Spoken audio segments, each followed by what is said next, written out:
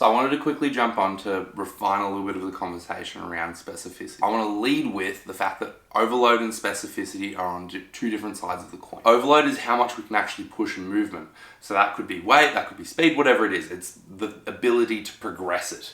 Whereas specificity is more so how much transfer there is over the sport. So when you're practicing shooting in basketball, there's 100% transfer. Like every single shot that you put up, it's going to transfer to the actual skill and the ability to make shots.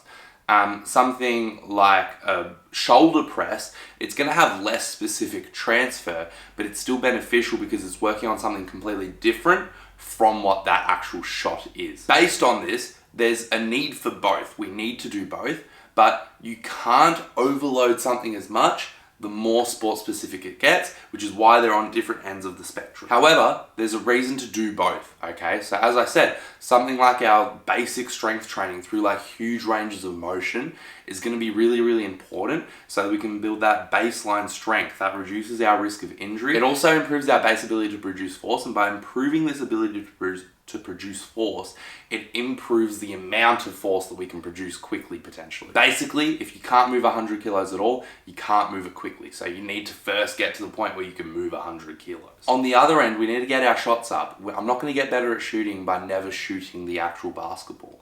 I need to get shots in game-like situations, this, that, the other. And then there's a bunch of stuff in the middle that's gonna help us. A full range of motion shoulder press is probably about as general as we can get while still like talking about the same quality, which is that upper body pushing strength for, upwards, vertically.